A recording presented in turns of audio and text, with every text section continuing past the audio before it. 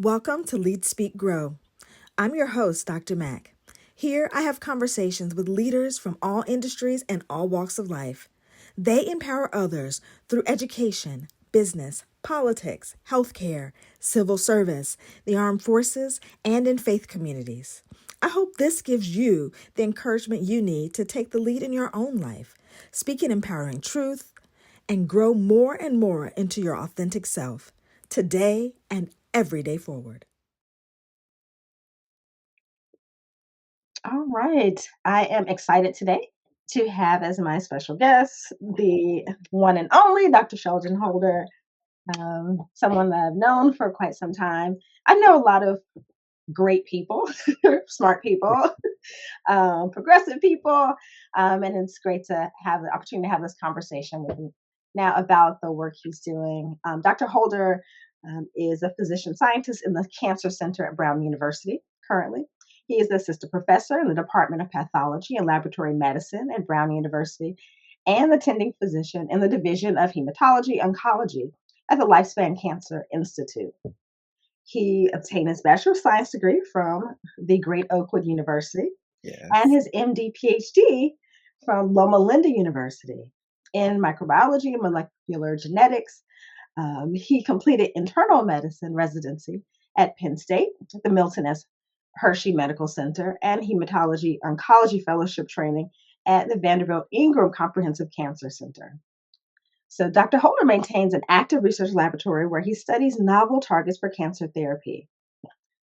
We just went over this. I just asked him how to pronounce it, so hopefully I can get it together.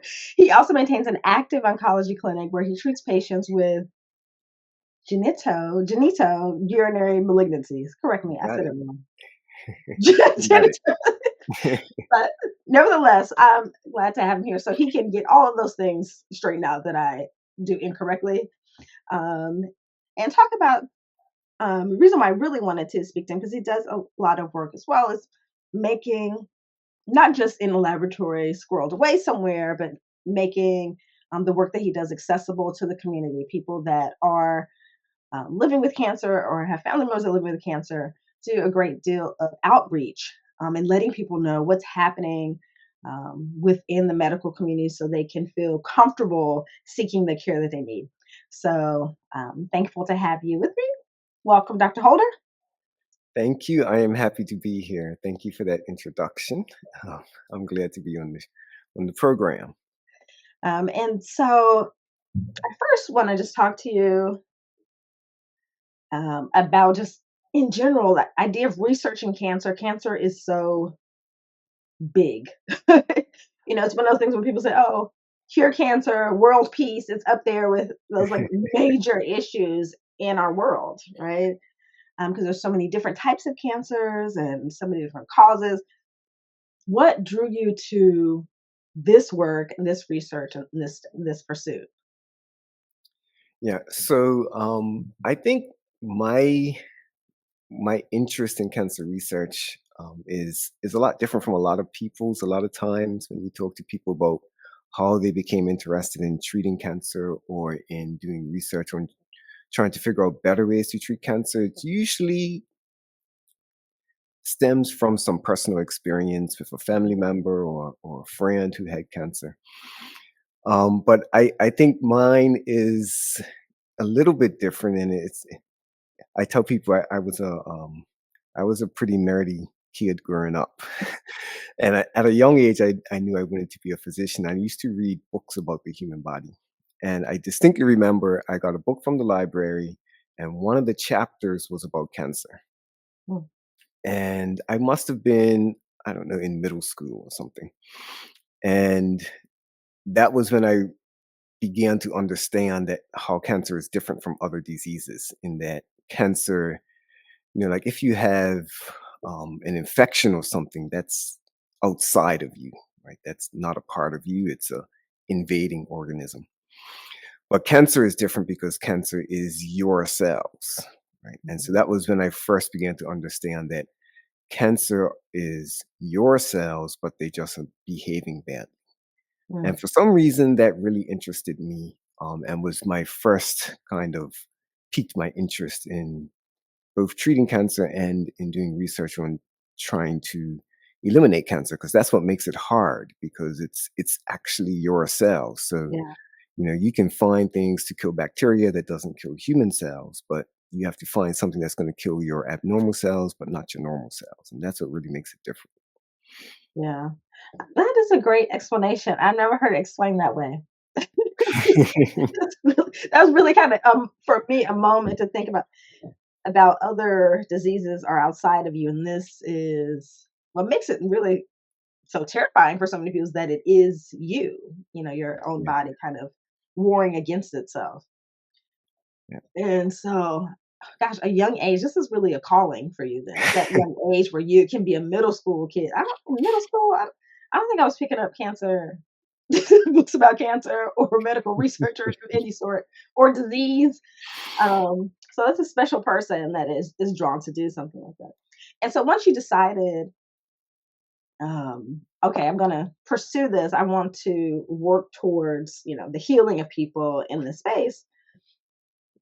How did you get to where you are now and the work that you're doing? What was that kind of intermediate step? So that was Sheldon in middle school. This is Sheldon now. Well, that's a long. Let's see, how much time do we have for this question? I think it. So I always, as far back as I can remember, wanted to be a physician Mhm, for the most part, as far back as I can remember. But it wasn't until I was actually in college, which is late for a lot of people who want to do research, that I learned about research. mm, So when I went to Oakwood College, now Oakwood University, there were upperclassmen who were doing research in the biology department. mhm, And I was just there to be, a pre-med and prepare for medical school and just go and get my MD and be a physician. But I saw them doing research, like the upperclassmen, and they would say, "Yeah, you can just come and watch." And so I would come and see what they were doing, and it was really interesting to me. So then I think there were 2 summers. I spent 2 summers doing summer research, and one it was actually one of our lab either lab instructor or lab manager um, in the biology department who said to me, you like research, you can do both. You can see patients and you can do research. You can get an MD and a PhD. I said, really? So then I started looking into that, and that's what I think that was made for me. Just so then I decided I wanted to see patients and do research. yeah. And so, what do you get from both sides of those? Because some people are kind of like, I'm just all in on the research. This is this is where the most value is for me, right? But you Yeah. decided you wanted to try and have some balance of both. Why is that so important for you? I think because they seeing patients and doing research helps kind of close the loop for me when I Mhm, do them both. So, I can't really envision myself spending 100% of my time in the lab doing research, mhm, because it's very esoteric, right? mm, You're there, you're in the lab, you may be working with cells or doing things in test tubes, um, but usually that's a long way away from helping a person, right? An actual person. You might be years away from helping a person from what you're doing in the lab that day. yeah. Um, but when you can actually see your project Mm, be something that actually helps somebody, you can mm, see it. We call that translated from the lab to the clinic. Um, that's really powerful. And so, even in my lab, I tell people that we are a translational cancer research lab, meaning that the whole purpose is to take what you're doing in the lab and use it to help somebody. That's the whole purpose. There are some labs, as you said, who are just focused on the nitty gritty mechanisms, and that will translate into helping people in 8 years or 10 years or something. yeah. We need those labs, but in my lab, we are really focused on things that I say that have a short path to a clinical trial. And Okay. so, how am I is what I'm doing in the lab today going to help somebody? I see that path when I'm there pipetting Mhm. cells. I see that path, and I see, okay, 3 years from now, this is how this is going to help people. And I like to keep it short. I want it to be something I can see reasonably as a clinical trial in a few years. Okay.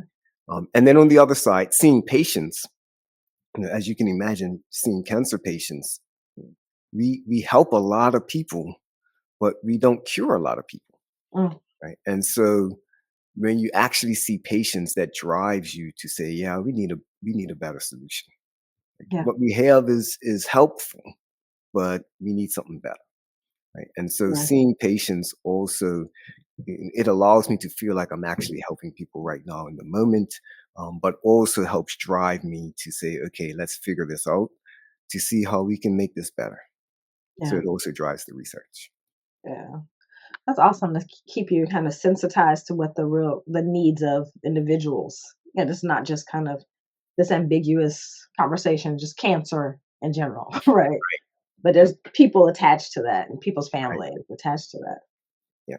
And so that kind of leads to the next question about then how did you get to become, I'm just going to name you an ambassador basically for for the work and doing the outreach, just going out into the community and actively saying, hey, this is what's going on here, this is a resource that you have here in your community. Obviously Brown University is in the Providence area, Rhode Island, and so going out to that community saying, hey, this is what's happening in your backyard. um, Right. what made you decide to kind of take on that component as well? So that that I think I've kind of had an underlying maybe kind of desire to help people um, get the best treatment available, right? Mhm.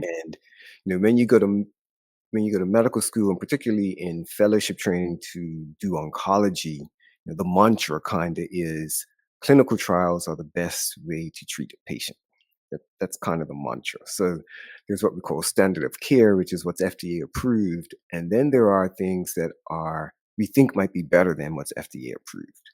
Okay. But the way to know that is to do a clinical trial to Mhm. see if it's better, right? So what Mhm. it does is it gives patients access to the newest and greatest treatment therapies, Yeah. even before they're FDA approved. And so, that's kind of the mantra they teach you when you're in training for to be a cancer physician. So I kind of bought into that. I tell people, Mhm. I drank the Kool-Aid. I bought into it. Okay, so I bought into that.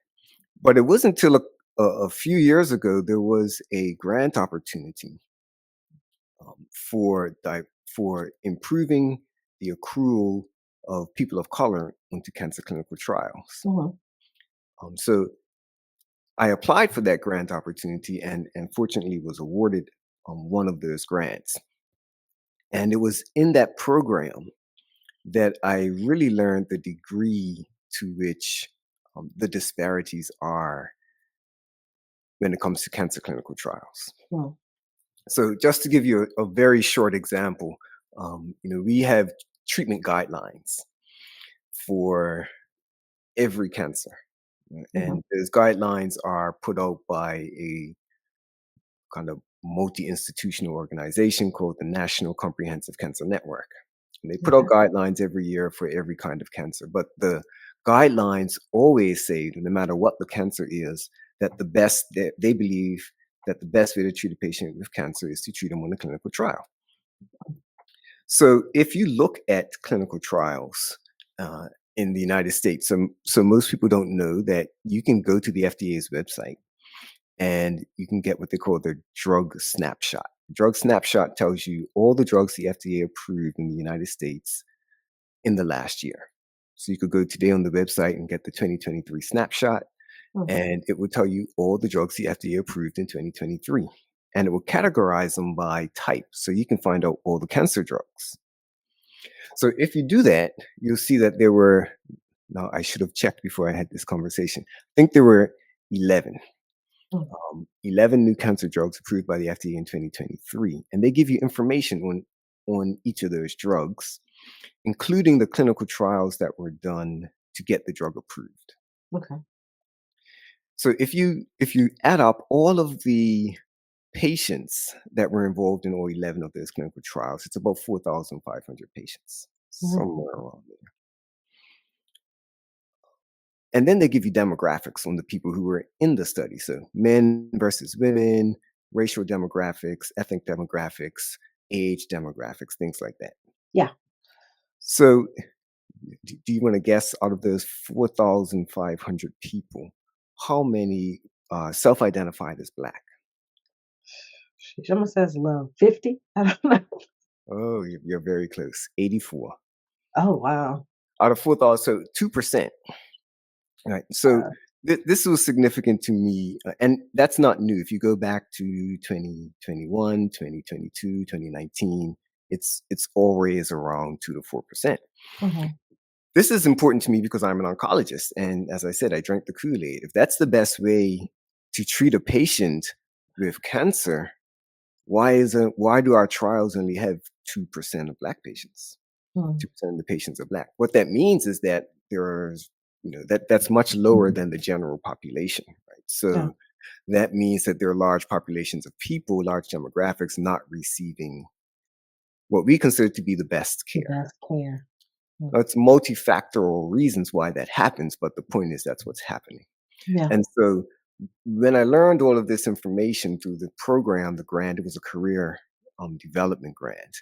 Um, I really became much more interested in fixing that problem. Mm. How are we going to improve so that my cousins and friends and family members um, are also be able to have access to what we consider to be the best therapy should they develop cancer. Yeah. So how can we break down those barriers? Yeah. So that's kind of how I got where I am. Mhm. Yeah. And so once you get this information, you're part of this program. What was then the next kind of step for you after that?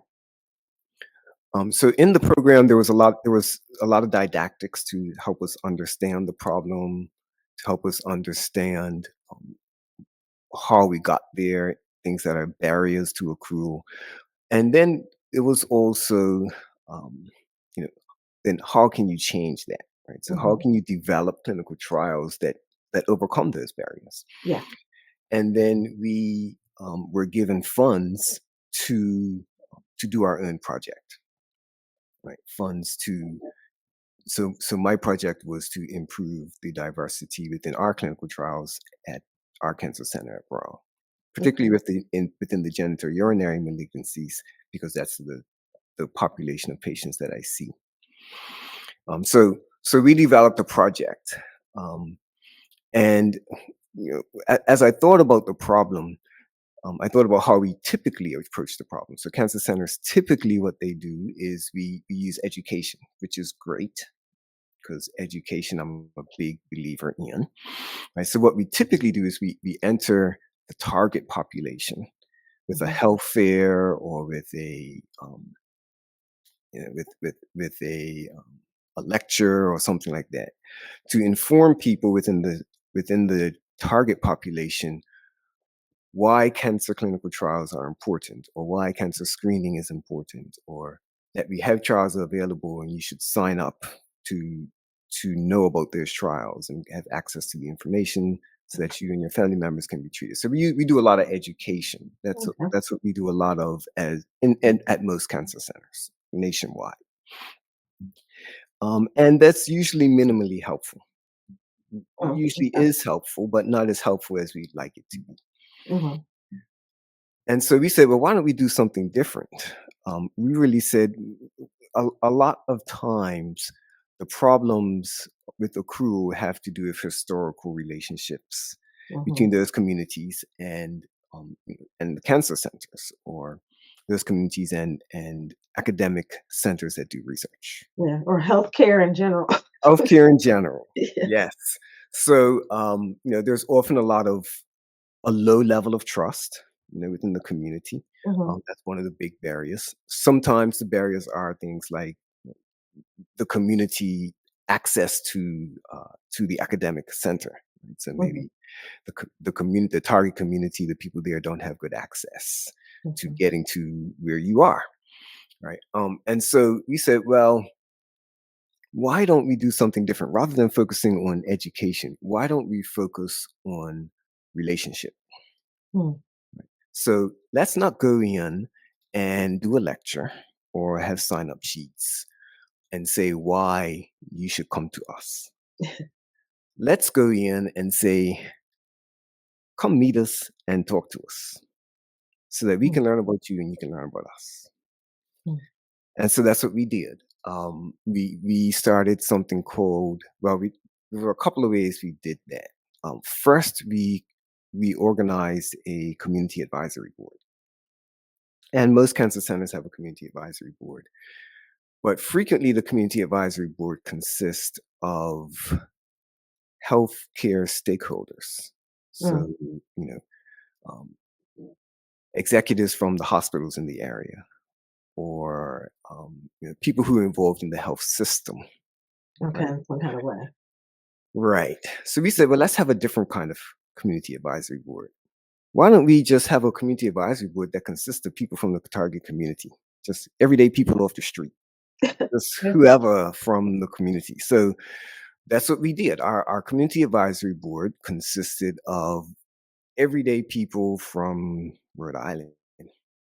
So we had a DJ who was well known in Rhode Island. We had a police officer. Oh. We had some people who worked for nonprofits, for executives in nonprofits that had to do with housing, um, housing equity, and things like that. Just regular everyday people. They were not physicians. They were not, vice president of a hospital or something. Just regular everyday people. Okay. And we met with them and said, "Here's the problem. This is the problem. We need your help to engage your communities, because we want to get to know them."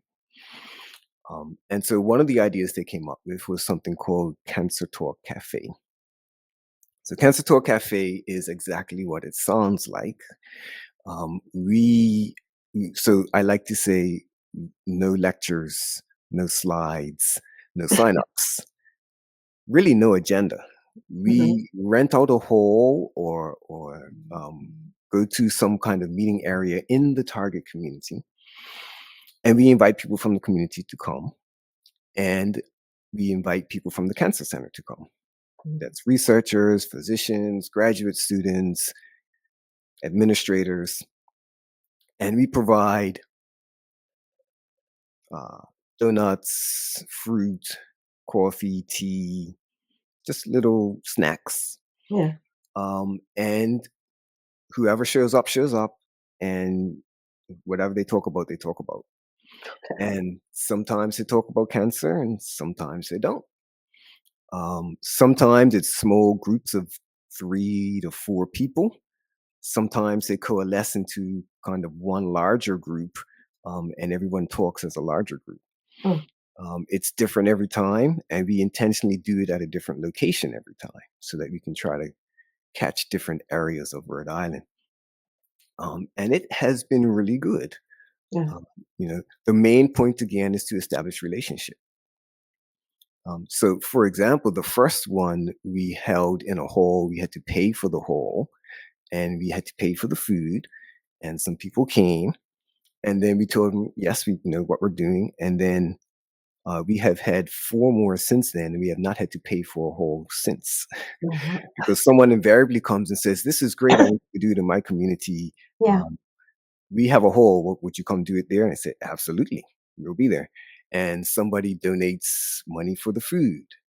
So we have not had to pay for food. We have not had to pay for a hall since the very first one. And we've been in 4 different locations. Mm. So, and what's happening is people are just starting to know us as people.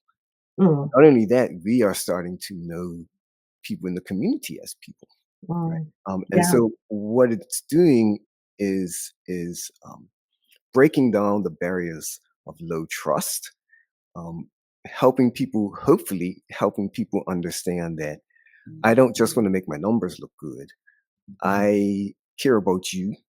I care about Yeah. your community, right? I'm here not because I want to say we have a certain percentage of underrepresented people. I'm here because I think what we have is going to help you, Yeah. and I'm worried about you. Well, that And makes I such think it's a working. big difference. Because you do feel, I mean, I can show you do feel like there is an agenda or a set approach. And if I'm uncomfortable with that approach for any way, that I can't really challenge it when I'm coming to it. I'm already, if I have any kind of illness or issue, at a point of vulnerability. And so I just feel like this is just what I get, right? There, and I'm not the expert, you're the expert. So I have to listen to whatever you say, even though it may not sit well with me or if I feel uncomfortable. It just is what it is, and I muddle through the situation. And it keeps me from being more proactive. Right. I come as the last resort. Like once I can't avoid it anymore, I'm forced to Yeah. come see you and have the conversation. Right. Right. Right. Right. And so we want to change that. We want people to say, "Oh yeah, I met Sheldon. He said he specializes in prostate cancer.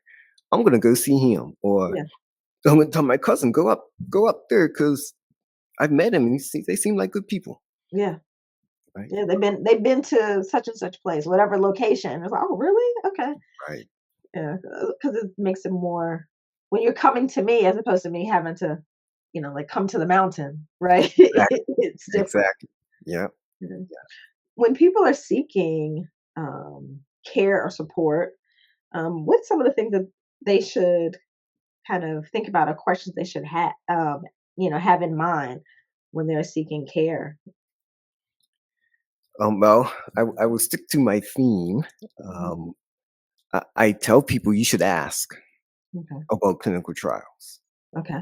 So, not only is there a patient bias to having low levels of trust about trials, because the word I always use is because people feel like they're going to be exploited, right? Mhm.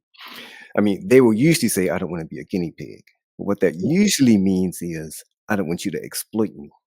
Yeah. I want you to care about me and not treat me like less than human." Right. Yeah. And so patients are worried about that. But there's also a provider bias in that physicians will frequently not expect someone to be interested. Mm. And so they won't offer a clinical trial because Mm. they just expect this. And it takes extra time.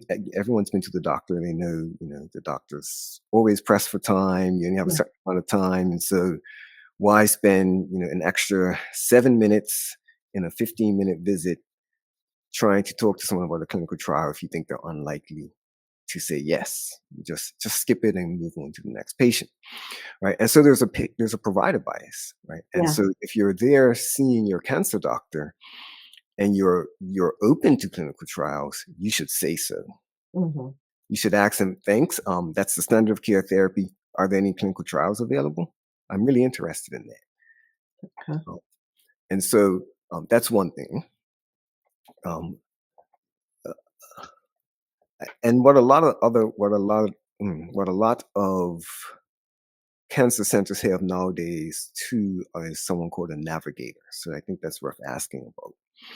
Navigator is sometimes a nurse, sometimes they're a lay navigator, not a medical professional. These are people who are knowledgeable about the system. Okay. Um, so people, most people who've been to the doctor, it's a complex system in the United States. Mm. Yeah. Even me as a physician, when I'm a patient, or my family member's a patient, it's a complex system, and it's hard to navigate to get what you need. And who do I call for this versus that? Where do I go for this versus that? If I have an Mhm. issue, what's the number? Do I call my primary care doctor? Do I call my cancer doctor? Do I call my surgeon? Like, who is it that I call? Right. Yeah. The navigator helps with that. That's why we call them navigators. So they're knowledgeable about the system, and they can help with navigation issues, which can be very stressful for patients. Yeah. You don't know who to call and when to call them. How do I get in? So ask about navigation. Do you have patient navigators? And then the other one I think is very helpful is it comes in different forms, whether that's a disease type support group, Mhm. or sometimes they're not disease type specific. It's just a general cancer support group. Sometimes you don't like the name word support group because it turns people off, and so they Yeah. call it something else. But talking to other people who have cancer is frequently helpful. Okay. Because as you said, it's such a scary thing. It's a life-changing diagnosis. Yeah. It comes with a lot of weight. And when you can talk to, it's one thing for me as your cancer doctor to tell you, oh, it's not going to be as bad as you think. But it's a completely different thing if you talk to someone who's already had your treatment before, Oh, yeah. or someone who's already before or is in the middle of being treated. And it's different coming from another patient. Yeah. And so there's value in being able to talk to other patients. And so I encourage them to also do that. And sometimes, not sometimes, you can frequently find support groups even if it's not at your institution. Nowadays in Mhm. 2024, you can find them online. There are online support groups, particularly post-COVID. You can get them over Zoom. You can get them in the community. A lot of times they're run by people in the community as opposed to being run by the cancer center. So there are ways you can be connected to Yeah. other patients, and I think that's really beneficial. Yeah. That's great. So think about clinical trials, ask about a navigator, and look for support groups or whatever kind of name you want to give Yeah, to, call give to it, them. Right. yes. Yeah. Yeah, that's great. Yeah, well, thank you so much for this. I think it's we've so many people are facing it and or have faced it, and really also too for the people that love them and want to support them, being kind of knowing how to go about doing that. So having this information that you can share with them and help the process of healing themselves, healing come less daunting is Right. always great. Any information you can have to do. Is there anything else you want to And make I should add that the best, I want to call them wraparound care services, not only have services for the patient, but service for the family members. Mhm. Sometimes children are involved, and maybe they're really young, like 5 or 6, or maybe they're teenagers. That can be difficult for children, Yeah, spouses, parents. If it's a child with cancer, it the diagnosis affects them too. And yeah, so the best programs will also have some support for caregivers and children. And I think that's super important also. yeah. Yeah. That is. Well, thank you so much, Doc.